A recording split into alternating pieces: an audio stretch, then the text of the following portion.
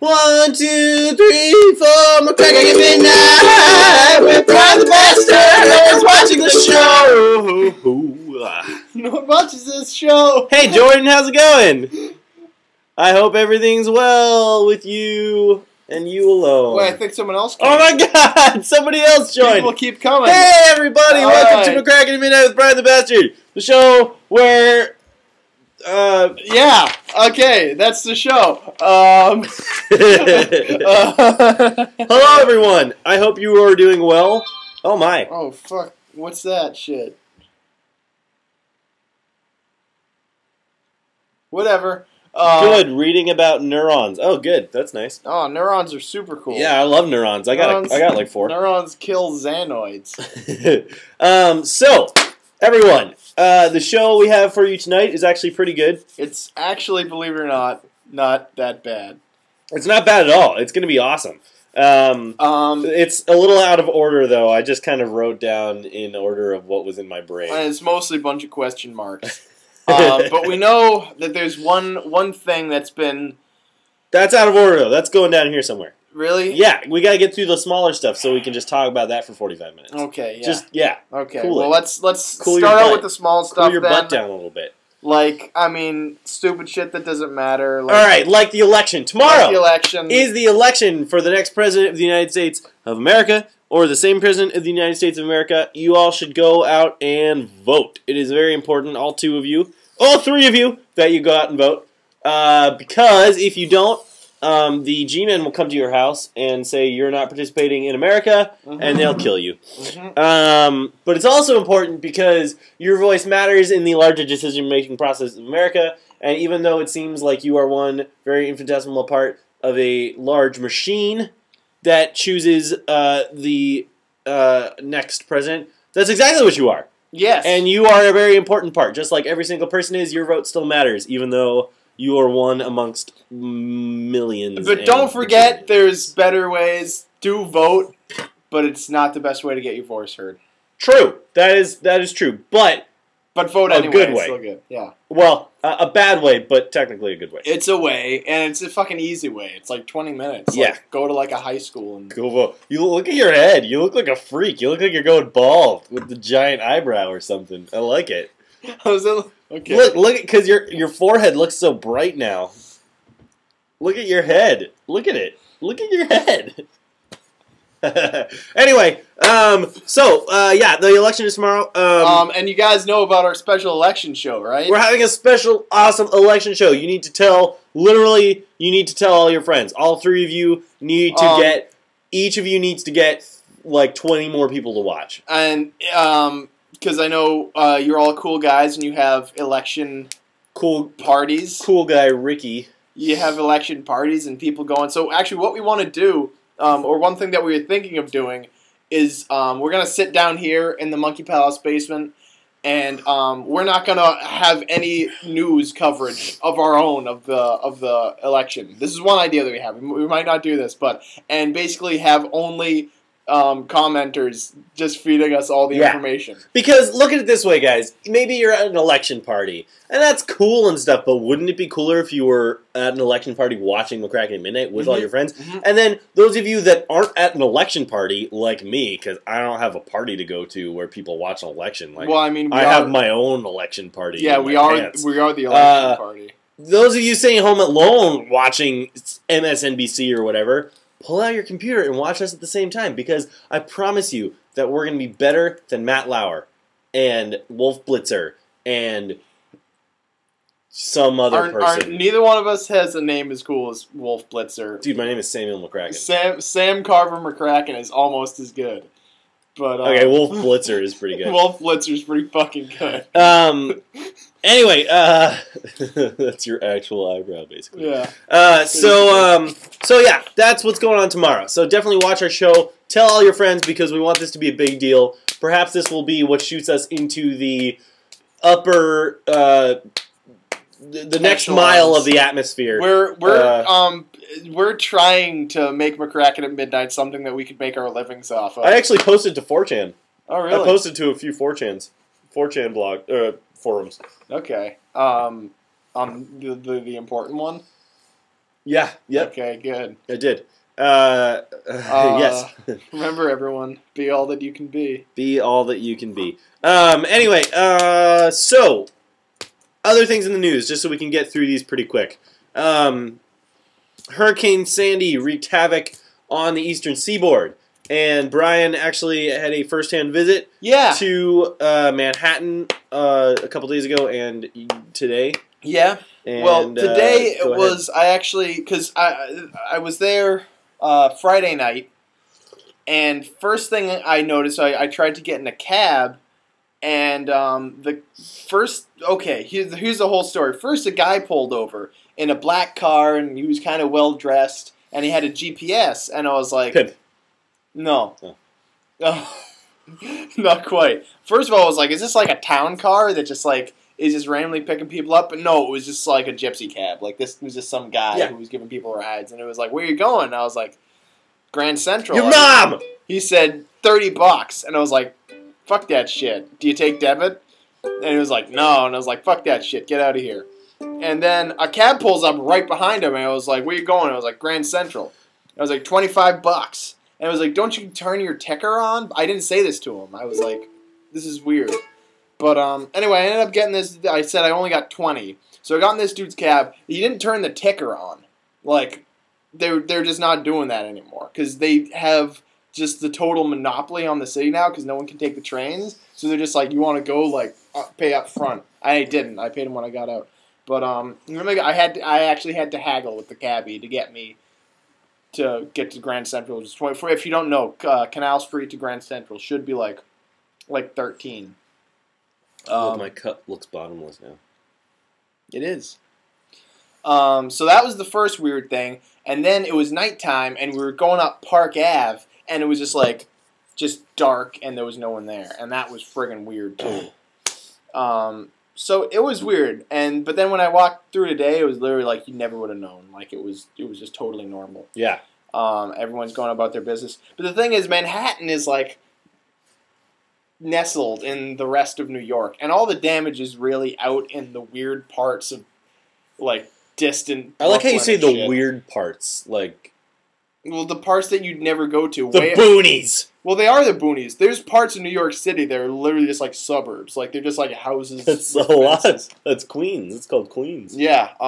So, yeah. Out. And Long Island. That's where all the real damage is. And that stuff is messed up. That stuff is messed up. But,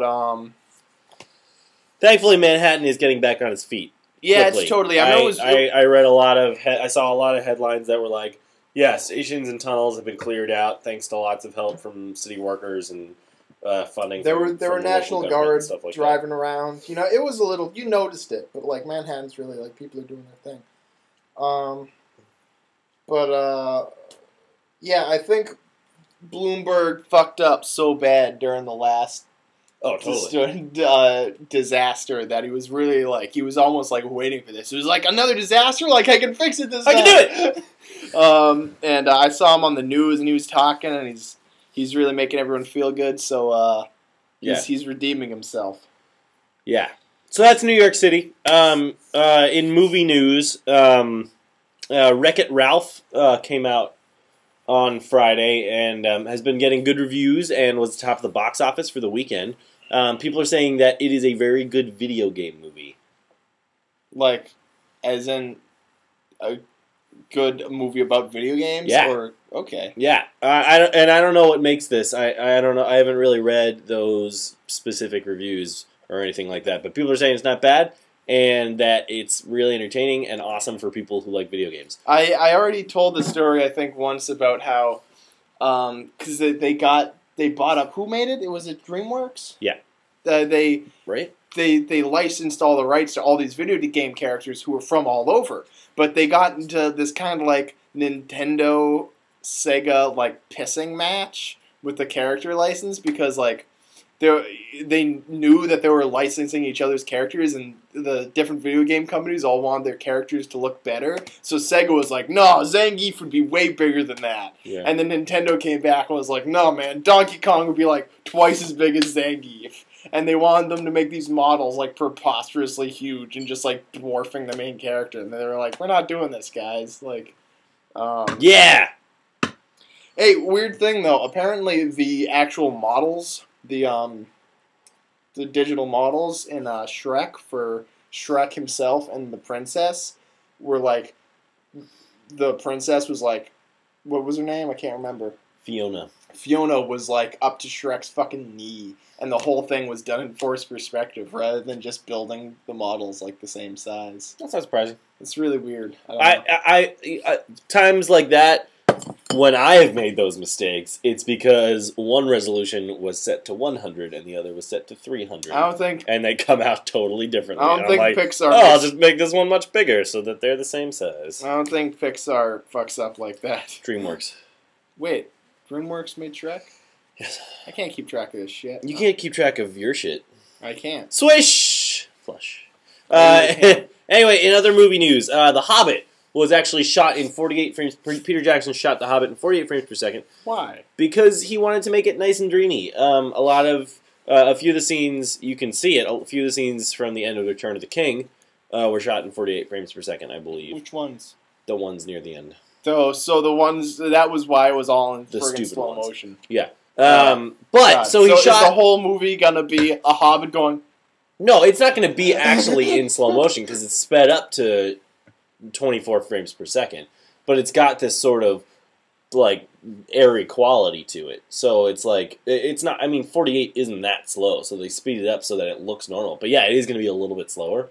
It's just going to look kind of like unnaturally dreamy, you know? But that is only capable, or whatever, they speeded it up to 24 and then reprinted at that speed for theaters.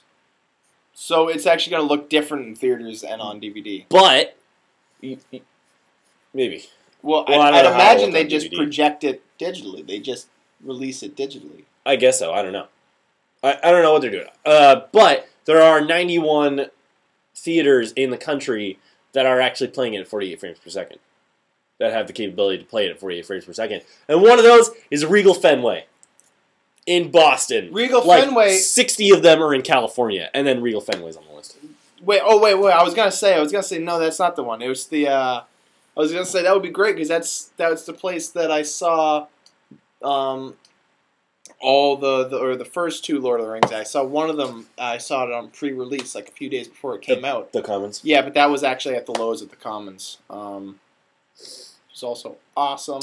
Yeah. But other news. I know I have other news, but I don't remember what it is. Right. Apparently, archaeologists have been. Where is it? the Homo florentis. What is it? Florencinus. Flores. The little people. Florescensis. The little cavemen. You all remember the Homo florensins or whatever they're called. Show them the screen so they can read that shit. Oh, yeah, okay. Well, no, I don't care about that. We'll just call them old humans. Yeah, basically there was this humanoid species. Prehistoric human, caveman type chaps. Who were very, very little. They were like 3'5", 3'6". And they lived kind of congruent to modern humans, didn't they? I don't know. There was an overlap anyway. They were, for the longest time, I actually remember this, they started calling them hobbits. Yeah. They were like real life hobbits, and there was an episode of Monster Quest about it that we watched. Remember? Yeah. The Orang Pendek one. The Orang Pendek had nothing actually to do with the fossils. They just kind of tagged it that. Mm-hmm. So now I guess. In any case, so this guy was actually going to give a free lecture about these prehistoric humans when he was approached by the Paul Zantz company / Middle Earth Enterprises, which is the company / company that owns the rights to the word Hobbit, which owns the trademark Hobbit. And we're like, yeah, dude, you can't do that. So, I don't know. It's just a funny little piece of news. These people scientists are no longer allowed to call Homo florensinus. I'm gonna figure out how to pronounce this shit. It's Homo florensinus. Florensinus. Homofluorescences. Fluorescences. They're not allowed to call them hobbits anymore. That's just funny. It makes me want to discover a dinosaur and name it Coca-Cola. Yeah, totally. That would be awesome. Here I have a little. I have some cool pictures to show. There's an artist in Milan. Hang on just one second. There's an artist in Milan that has created in a giant warehouse. They've put up these. He's put up these huge pieces of plastic, kind of suspended in the air, and it's an art piece, and people are allowed to just walk into this place and walk on the thing. What do you call it? The plastic. So it's like you're walking on air. It's just a really cool kind of like neat art thing, interactive art piece where people are just walking on air, like, you know, many feet above the ground. And it looks like a super good time, and like I would do things that would be very dangerous and would probably get me thrown out or die. Where is this again? It's in Milan. That's no good. Yeah. What are you Googling? Whatever. Someone in the comments said, look up 22-inch man dancing to Michael Jackson. Yeah, anyway, so that's cool. A little bit more art. We're just getting all this stuff out of the way early so we can get on to something really cool.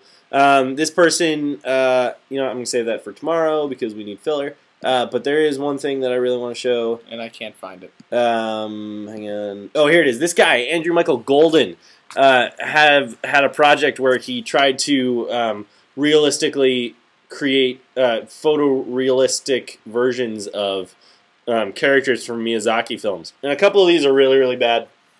But a couple of them are totally awesome. For instance, the Totoro, which is really cool, looks super freaky, and I imagine that's what he would actually look like. Like, you know, there's the picture of him in the movie, and then there's the real picture of him. And it just, like, clearly it doesn't actually, no face actually looks like that. But still, that looks pretty cool. Yeah, there's the Baron from, I don't remember what. Porco Rosso is a really good one. This one's like my favorite. Super cool. There's the movie version, and there's the picture. I think that's just like so good and awesome. Well, that's there's the No Face from. That's awful. I don't like that dude. That's awesome. It's great. It looks phenomenal, but dude freaks my shit out. Very weird. And then that's the cat from Kiki's Delivery Service. Just like, what the hell? Mostly because it looks like our cat. Yeah, it does actually look a lot like our cat. There's Princess Mononoke, which is kind of a really easy picture, but also very cool. It's probably what it would actually look like. Oh, this is a good one too. The Castle in the Sky robots, the golems from Castle in the Sky, with a bunch of dudes like standing around having built him. That's pretty cool. Or taking him apart. There's Ponyo, which I like. This one, how would you even put this in real life? Because it's a little fish child. Like, yeah. How would that? I can't even see how that would look real. Yeah, waste of time. Here's Nausicaa, which I think is a pretty good one. That looks pretty cool. Looks very accurate to what is in the film. There's Calcifer from Howl's Moving Castle. Again, how would you show a face with fire? Or a fire with a face in real life, so it kind of just looks like the animated version, but it's still kind of cool. And that's all. That's all of that junk. And then I have one more thing to show. Sam's got all kinds of shit. I got all kinds of shit. All types of crazy crap. I got all types of crazy crap. Anyway, I'm cold. You're old. There's a really good taco chain in Austin, Texas called Torchy's Tacos, and they make really, really, really good tacos. And they created a device for some sort of festival, I think this summer or now or something. I don't know what festival. But anyway, they basically built this taco cannon. I'm going to show you this video of it happening.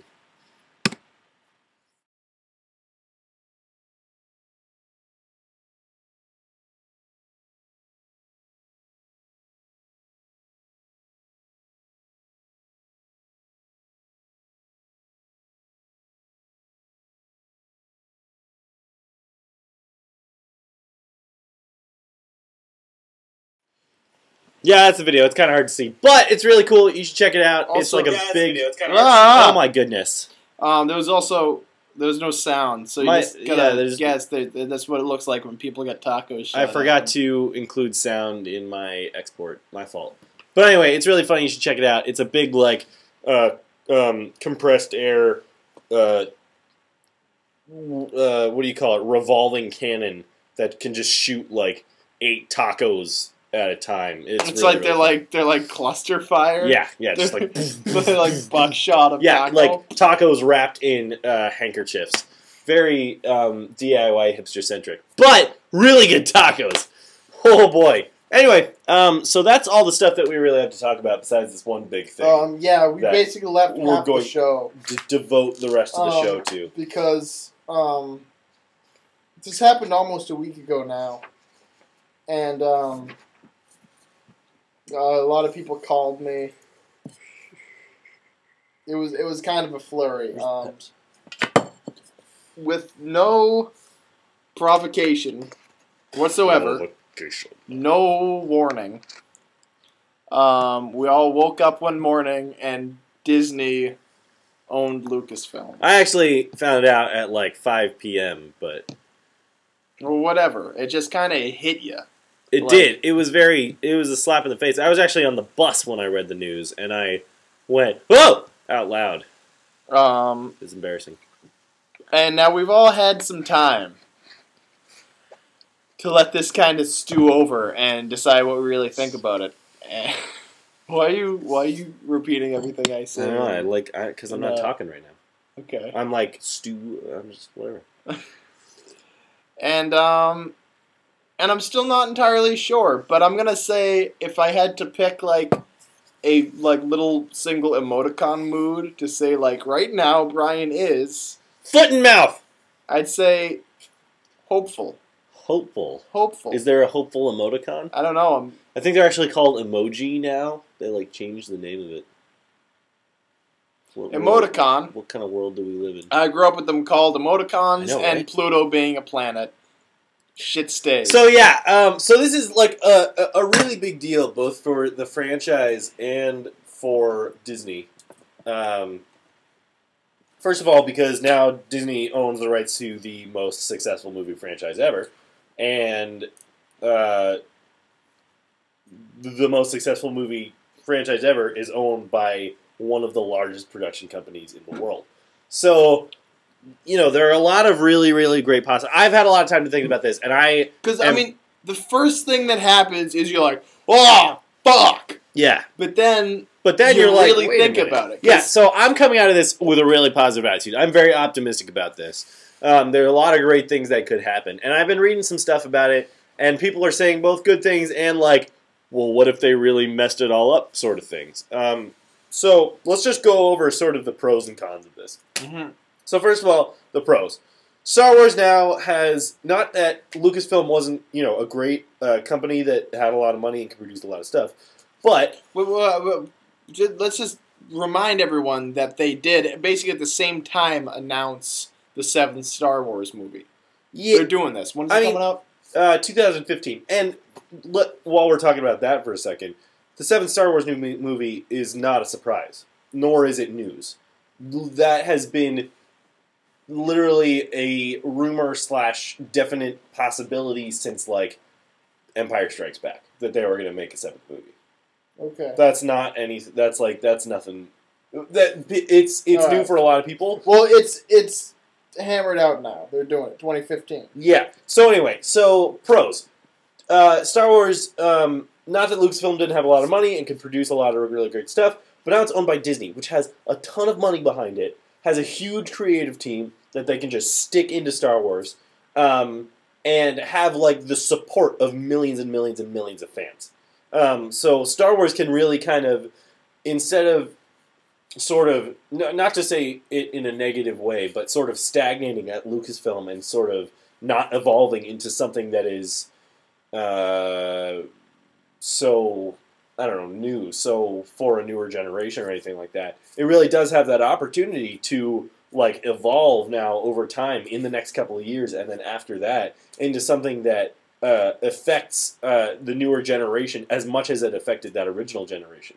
Because of course we, in our generation, we were affected as much as that original generation, just because like that's kind of what our parents had, and that's immediately what we had when we were old enough to know what we had. But the newer generation, not old enough. My Star Wars predates my memory. Yeah, but so the newer generation, like, they don't have the first 3 movies to go off of. They sort of have the prequels to think of as the first 3 movies, which just weren't as good. The prequel movies sort of were the lower end of the saga, right? So the lower end of whatever. Yeah. So they gotta. That's kind of what they have to go off of, and then the back 3 movies are just kind of like sequels to that almost. So this has like there's a lot of opportunities for the new generation to really get sucked into the Star Wars universe, as well as the Star Wars universe to expand beyond just the film and television like stuff. So they have the film and the television and the comic books, but that's all very small. So like the television show, The Clone Wars, is a really, really good show. Like, and it's kind of really filling out that 3 years in between the end of the 3rd movie and the beginning of the 4th movie. Here's what I want to say, though. The extended universe stuff... Sorry, 2nd and 3rd movie. The books, the novels that came, mostly... Hang on, we're getting to that. Okay, geez, I just won't say anything until you fucking said everything. No, I'm not saying... I'll just shut up and leave. What are you doing? Where are you going? Over here. Why are you going over there? You got minutes. What's wrong with you? Nothing. So the well, I lost my place. Go ahead. Yeah, this pros and cons thing, I'm getting confused. Just rant. Yeah, because there was this. The thing is that the extended universe goes so long, and this is going to be a sequel. Episode 7 is going to come after the original trilogy, obviously, right? Yeah. So, right. So, well, but they've already filled out the years immediately after that. That canon is full. Right. It's filled out totally fleshed out. They've got the continued story of Luke and Han and Leia. It's there. It's done. Well, it's not totally done. So there's the Thrawn trilogy, which basically is in canon as immediately after Return of the Jedi. It's basically Admiral Thrawn tries to pick up the pieces of the Empire after Darth Sidious gets killed, and the Empire is destroyed by the Rebellion. He tries to pick it up, and they go in search of this big fleet, and he's trying to bring the Empire back together, and ultimately fails in the end. But so that's like what happens right afterwards, and then there's sort of like bits and pieces in books and comics and stuff like that happen afterwards that don't really fill out the timeline so much as like hit some major points. So there's kids of these, Han and Leia, and then Luke and Mara Jade. They're all having kids and stuff like that, those kids are, growing up, and people are dying, and Chewie dies, and people are dying, stuff happens, and eventually they die all, 60 years later. But they're all these, small timeline points, you know what I mean? They're not, really fleshed out. And I actually... Well, this is what I'm wondering. Are they going to cinematize some of these stories that are already put together? Are they going to start after everything that's already been established, or are they going to fuck with the canon? Well, that's the thing. So, the one really great thing about Lucasfilm and these movies and what George Lucas has been doing and everything like that is that the canon has just been really solid. There's been almost, Lucasfilm, George Lucas kind of put out, a lot of the books are in canon. He said that, yeah, these people are writing these books, and we're going to consider that in canon because it's good stuff. So, Lucasfilm has been really good with staying consistent in canon and not, retcon a bunch of junk and stuff like that.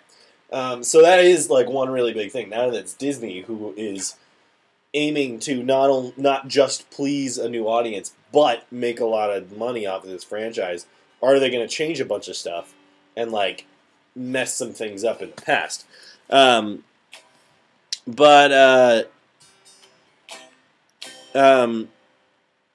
Basically, I think that Timothy Zahn is the writer of the Thrawn trilogy, and he he and George Lucas talked a lot because obviously this Thrawn trilogy was a big part of the canon, and Timothy Zahn basically says he's quoting this in an interview, or this is quoting out of an interview. He basically says Lucas changed his mind off and on, so it may not be what he's thinking right now, but it was going to be 3 generations. You have the original trilogy, so that's Luke and Leia and Han, and then you go back and see his father, and then in 7, 8, and 9 you go forward and see their kids. So that's gonna be little Skywalkers. It's gonna be little Skywalkers and little Solos, and which is kind of a lot of what I know happens after that. That's like the majority of what I know happens after that. So that was George Lucas's plan for these next 3 movies, because it's obviously going to be a trilogy. That was the plan for this. So we may see that. I think another thing we could possibly see is the whole second clone saga of all these Emperor clones, because that's another really big thing. It's like the Emperor just keeps coming back. Hopefully they're not going to do that, because that's again just kind of playing off the old stories. And honestly, I want something totally new. I want reestablishment of Jedi stuff. Yeah. Because I always wondered. Here's the other thing. There was the Jedi Academy, right? And Jedis were training from when they were little kids and not becoming masters till they were, grown people, adults, middle-aged even. It takes your whole life to become a Jedi. What did Luke do? Luke hung out with Obi-Wan for a couple hours. Yeah. Like 3 days. Hung out with Yoda for a week. Right? And that's all he got. Well, and then he was wandering the desert and the galaxy for a year. He wandered around, but he didn't have any guidance really. I was wondering if he got. I always said maybe he found some of those hollow cubes. What were they called? Yeah, the holocrons. The holocrons. I was like, maybe that would be a cool thing that they had in there, just to make it make a little more sense. Well, that's what I'm saying. Is so much of the Jedi establishment was lost, and now Luke. It's easy to make more physical Jedis, have more people be like, you guys are Jedis now. You're a Jedi now. You can make more. You can make more lightsabers and find more dudes to use the Force, but how are you gonna establish the whole Jedi Order again? Because the Emperor deliberately destroyed a lot of the history on it too, didn't he? On the Jedi? Yeah. I know he destroyed most of the holocrons. Yeah. So. How does this work? Is the next Jedi regime, what's it going to be like? Because Luke honestly seems ill-equipped to do this by himself. Yeah, because he's a kid. And I think that, because he's, 23 years old? I think he's 25 by the end of the thing, because it starts when he's 19. Yeah. Yeah, you're probably right. So, yeah, in the extended canon, there is talks of Luke reestablishing a Jedi temple in these in the ruins on Yavin 4, I think is where it is. Those old temple ruins on Yavin 4 from the first movie, or from the fourth movie rather, and starting to train a bunch of kids. But yeah, he is very ill-equipped, and he spends the next 80 to 120 years of his life, because he's a Jedi, sort of becoming the Jedi that he was always meant to be.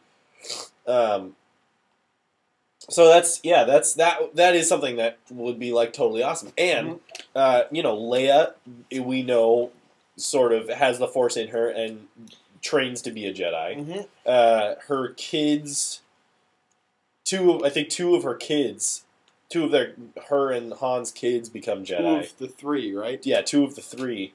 And then Mara Jade, who is also from the Thrawn trilogy. Luke marries Mara Jade, and she has the Force in her, and they have a couple of kids or something that have powers.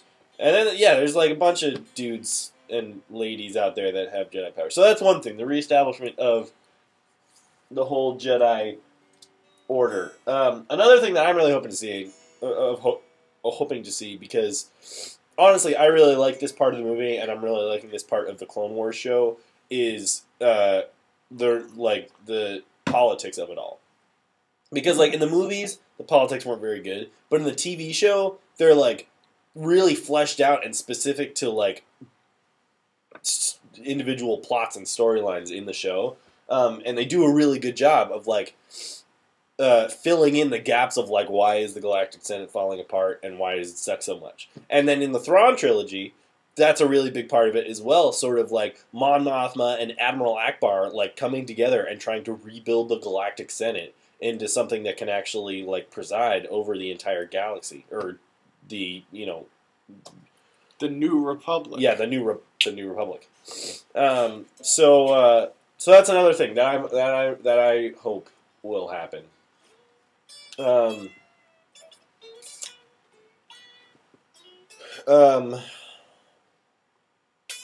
But Disney's doing this. Yeah. Now back to the point. We're talking about what Star Wars might be. Is it going to be cool? What's up? But back to the point. Disney's doing this. Yeah. Now the word Disney has some stigma attached to it. Obviously, like Disney, like it's become a verb in of itself. Like when something sucks, people at least like movie snobs will go like, "That's so Disney. That was such a fucking Disney ending." But now let's think about this a little bit. The last 3 Star Wars that were made, for the most part, by Lucasfilms, they pretty much sucked, right? I mean, the third one was cool, and the second one was almost cool, acceptable. Passable. But anyway, it was like, it's almost like, wait a minute. Is it better that it's out of Lucasfilm's hands? Maybe. Is it better that it's out of Lucasfilm's hands and into Disney's hands? That's a slightly larger maybe, but also like, I don't know. It's really, and the thing is, then you think of like the friggin', I thought the Tron Legacy was awesome. Did you see it? No. No, you didn't? I heard it was terrible. Dude, okay, I saw Black Swan and Tron Legacy in the same weekend, and I was like, Black Swan was alright, I guess. And then I was like, Tron Legacy was so good. Like, it was really, that's the kind of guy I am, I guess. Why fight him? But, I don't know, I thought it was really good. And, like, I'm not so afferent of Disney. No. In that case, I feel exactly the same way. Yeah. I am using John Carter of Mars as my example for why Star Wars could be awesome. Probably a better example. Because, like, John Carter of Mars was, like, it's just like, Princess of Mars and John Carter of Mars and stuff like that are these awesome series of books that they finally turned into this movie. And, like, it wasn't a very good movie. Like, yeah, it was, like, a cheesy Disney movie. But it was, like, awesome and super fun. And, like, I kind of love that movie. And it, like, really paid it paid very close attention to the world it was building. And it wasn't just an animated Disney film in live action. Like, it wasn't just another one of those. It really was, like, a completely original sort of movie creation. So if you have that ability to make a cool movie, and you already have an awesome extended storyline to work off of, then like that you cannot fuck that up. Yeah. You know? Yeah. I mean, not you cannot, but you can not fuck that up. You still can. You can fuck it up, but you have the possibility to not. And that's just right back to the point that we're talking about here, because it's just questions. You got to be real. We just got to keep really close track of like who they're hiring to do this along the line and who they're trying to please. Because like you say, well, are they just trying to please Star Wars fans? Or are they trying to please a mass audience? And then you say like, wait a minute, the world is a Star Wars fan. Like Star Wars fans are the mass audience. Like this series has such a following that it's almost the diehard fans outweigh the passive people who don't really give a shit, as far as even as far as like money goes, Yeah. Yeah. So I see them doing this right at this point. I think they have the capacities. They're absolutely learned enough salespeople to not fuck this up. You know, if not even learned enough filmmakers. Yeah. I think you can say what you want about Disney, but it's like this. They're a functioning machine. With Disney, they are a really good functioning machine with a lot of money. So all you need is the right writer and the right director, and you can make an awesome movie. And they have enough money and enough know-how to find those people. Yeah, absolutely. So that's so the movies. That's the movies. That's just the movies. Now the actual current extended universe, the current franchise outside of the movies. We have the comic books at Dark Horse Comics. We have the Clone Wars show on Cartoon Network. Mm-hmm. And we have that shitty Clone Wars movie. Well, that's the TV show. Yeah. And there's something else the video games, but I guess that doesn't really count. No, they work in there. They do work in there. But I mean, I'm talking about not in terms of just the story, but actual those things as now parts of the franchise. Oh yeah. So with the comic books, whether or not I don't really read the Star Wars comics because Star Wars, I don't think it really translates into comics very well because it's just hard to do. Like Dark Horse doesn't have the big catalog of artists and writers like Marvel and DC do. So it's kind of hard for... Oh, heck, there's another perfect example of something awesome that Disney did. The Marvel movie universe. Right? There you go. So, just do it like that. Just hire Joss Whedon to make Star Wars. Oh my god! What did you just say? Wait, you shouldn't open that fucking bag up, man. You shouldn't even said that. Oh, man. Anyway, so the comic books at Dark Horse, I don't really read them again because they don't really translate well. But they're a big part of the extended universe, and a lot of people do read them. So are they going to stay at DC, or are they going to stay at DC Comics? Are they going to move to Marvel Comics? And if they do move to Marvel, Horse, are they going to stay at Dark Horse? Dark Horse Comics. Are they going to stay there? And if they do move to Marvel Comics, because Marvel is owned by Disney, are they going to get awesome artists like Frank Cho and stuff like that, and really cool people? Can you imagine Grant Morrison writing freaking Star Wars? No, I couldn't because I don't know who Grant Morrison is. What does he do? He does Superman and stuff like that. Okay. And he's not gonna because he usually writes for DC. But I'm just saying, as an example, holy crap! Could you imagine these awesome people writing for that? There was some Star Wars art that Frank Quitely did. Frank Quitely is one of my favorite comic book artists. He did some really, really, really, really good stuff. And it's just that's what Star Wars should look like in comic books. But of course, they can't just freaking hire Frank Quitely because he costs $1 million and he works really slow. So that's the comic books. This Clone Wars TV show, literally, it's a super good show. It's super good. It's really good. I don't know who's working on it now. I know when I saw Chernakowski speak, people were like, "Are you going to do Star Wars again?" It was like, hell no, I don't want to get pigeonholed as a Star Wars guy. I don't want that to be my career. Which is fine. His stuff was great. And the new... Who's working on it now? I don't know. Lucasfilm and whoever. I have no idea. Okay. No one notable? No, I don't think so. 'Cause, I mean, it's a CG show, so, it's not... It's very different from Tartakovsky's Clone Wars show. I mean, it's the same general plot, obviously, because it's filmed the same amount of time. But it's a very, very different TV show. It's much more when it's not... It's a show for kids, but when it's not being a kids show, it's a lot more like Battlestar Galactica than Star Wars. You know what I mean? It's a really, really good show, but it's owned by Cartoon Network, which is not Disney. So the question is, and one of the reasons it's so good, I think, is because it's on Cartoon Network, and Cartoon Network sort of gives the creators the freedom to do certain things they can do on Cartoon Network.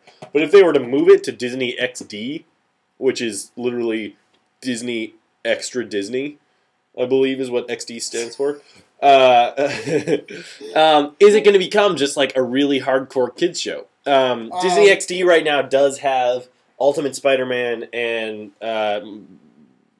Avengers Earth's Mightiest Heroes, which are both pretty good shows, but they're much more kids shows than are shows for a wider audience. That's one thing that I definitely don't want to happen. if there's anything I fully hold a grudge against, it's anything on Disney TV. Yeah, well, they just don't do TV very well. They don't. It's true, they don't. And also, I don't want that to happen because I don't want Star Wars to become a kids show. I don't want Star Wars to become, like, have a kids genre of media. Because that's just, like, as much as I would still participate in it, in fact, and feel weird doing it. Yeah, that's the thing, is, like, that was, I think, one of the biggest problems with Episode 1. Mm-hmm. Is that it, like, was really edging on that. And that's the same with the CG Clone Wars movie. That's the exact same thing with that. It's just, and the thing is, it's not because it's like, hey, I'm an adult, I shouldn't have to do this. It's like, Star Wars started as specifically not pertaining. It was specifically approachable by all audiences. Yeah, like, that was the whole point. Was that it was a folk tale, and it was like anyone could appreciate from any angle. Yeah, everyone appreciated depending on where you were in your life or how old you were, or where you came from. You appreciated it differently, and you appreciate it differently at different times in your life. You know, it was a kids movie when you were a little kid, and then when you grow up, it's not a kids movie anymore. But it's the same fucking movie. Like, that was one of the main points of it that made it so friggin' good. Yeah, but, like, Phantom Menace, I saw that when I was, 9? Yeah. And now it's exactly the same movie. Yeah. Like, 12 years later. Actually, it's a lot worse. It is a lot worse, because you're not laughing at all the stupid droids and stuff like that. Like, those aren't funny anymore. They weren't really funny in the first place, but I still laughed because I was a stupid kid. I laughed because I was in fucking denial. I laughed for the same reason I saw that movie 5 times in theaters. Because I was just like, no. No, it has to be still good. It can't be this bad. I must have missed something the first time. So anyway, Star Wars should not be a children's genre. It shouldn't go into a children's genre. And again, the example of this is the Clone Wars TV show that's on right now. Is made for kids. It's a kids TV show, and there are other TV shows that like fit this same genre, like Avatar: The Last Airbender. It's a kids show, but it's a show that reaches all audiences and is really complex when you can understand its complexity. So that's the Clone Wars TV show, and then branching out of the things that already exist, new opportunities in the franchise.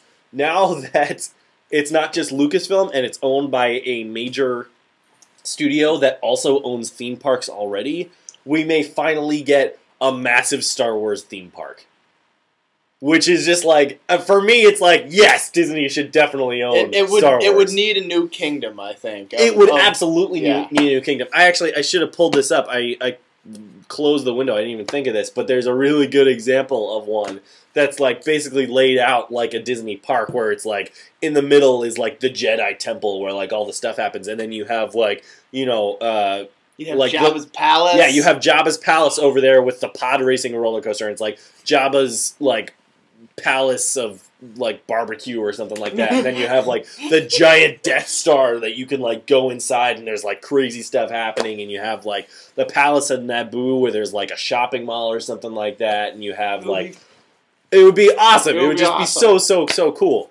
And of course at this theme park, which would probably be my favorite part, is continuous screenings of all the films. Yeah. Which would just be the best part. So a massive Star Wars theme park. Like, that it would be so cool, and I really hope that they, like, tuck it somewhere. Oh, my favorite part of this, like, fake map is the Forest Moon of Endor family play area, which I just imagine is a giant jungle gym in trees with, like, nets, so kids can just climb and then fall into the nets and stuff like that.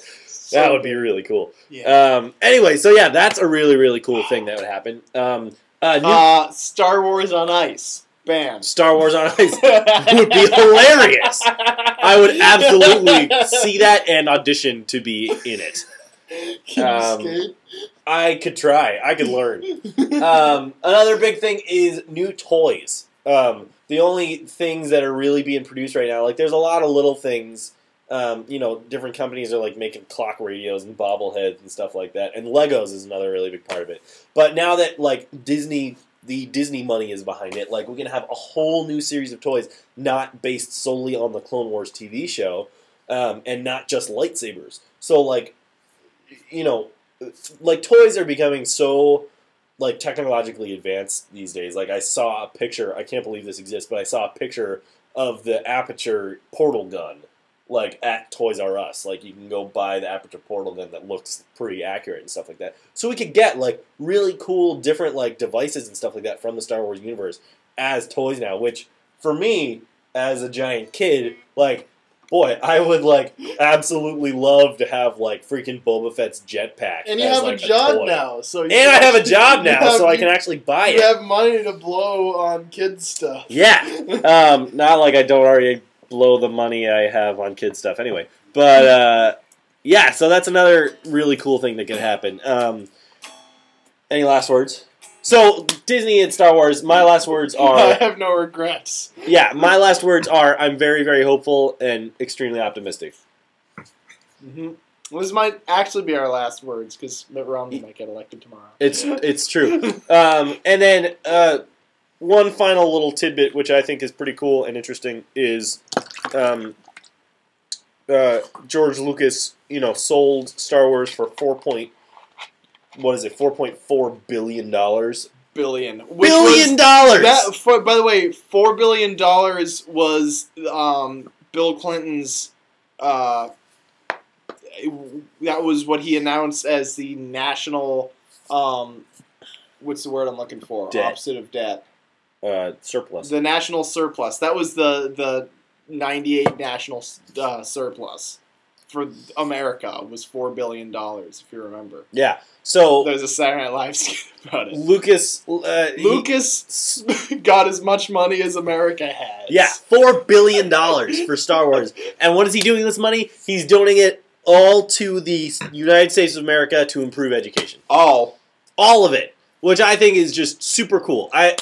So many, George Lucas has made some mistakes. Like Star Wars, yeah, it got kind of crappy and it's sort of his fault. But I still think he's a great guy because he's making movies that he thinks people will love.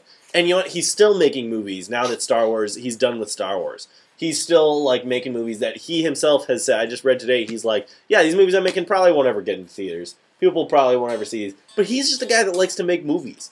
You know what I mean? And, like, yeah, he has a lot of money, and once you have a lot of money, you want more money and stuff like that. But he's giving this money away because he's sort of like, I'm done with this. Like, I'm handing it off to this new generation that is going to take it and, like, make it what they're going to make it. They're going to totally make it their own. He did make my third favorite movie of all time, American Graffiti. Mm-hmm. Way back before Star Wars, one of the best fucking movies ever made. If you've never seen it, stop watching our shitty show and go watch American Graffiti. Yeah.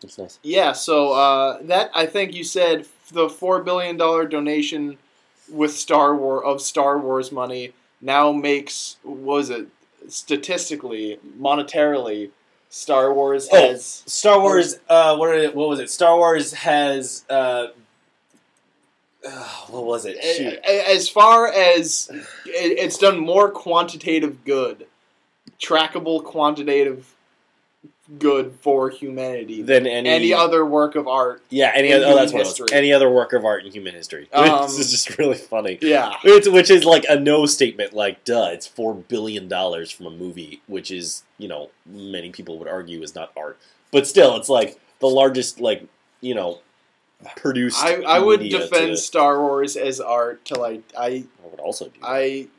Me and Jeff Silva, one of the first times I ever met him. I think we were in class and he went around the room and was like, okay, it was like first day of class stuff. He was like, say your name and what you do and last movie you watched. And he got to me and I said, I'm Brian, I suck cocks, and I just saw THX 1138 for the first time. He was like, oh, George Lucas, good director. THX 738, good movie, but he caused some problems later, was specifically what he said. And I was like, you're not talking about Star Wars, are you, Jeff? Shut the fuck up. I'll fight you. And he was like, whoa, okay, man. Whoa. We were friends after that. But so that's that. Now we have exactly 1 minute to sing the comments. Well, we started 5 minutes late. We did. All you fuckers were late. Yeah. Hey, all 7 of you now. I'm so glad you're... Well, 6 of you. I'm so glad you're here. It's time to wake the fuck up and post some comments so that I guess I can sing them. Am I singing tonight? Are you singing tonight? I think we should do one. I got bongos here. I think we should do one like a chant. Oh, man, that's going to be hard. No, let's not do that. Okay. Where's the ukulele?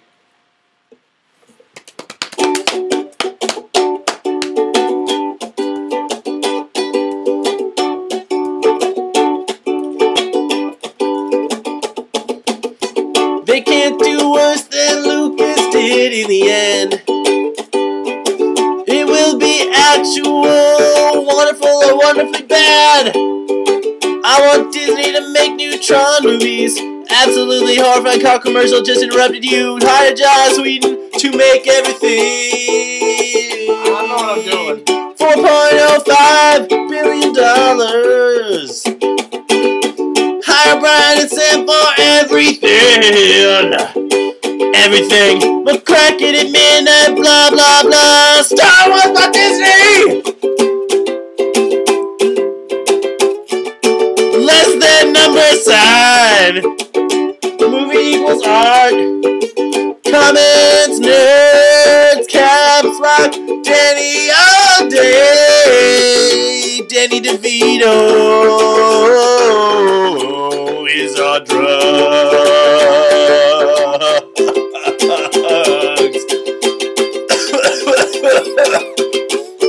Chance suck. Detroit, 13 lobsters. I want Disney to give me a kidney. 12 platter pie. 45 giant cats fighting. Carrots galore. Shut your taco, Paco. Eat a gator. Rock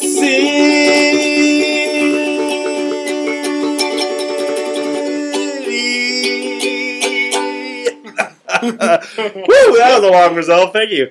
Hey, everybody. Thanks for watching McCrackenatMidnight with Brian the Bassturd. Thanks for watching us rant about Star Wars for a while. Brian likes to lick the vagina of the devil. I sure do.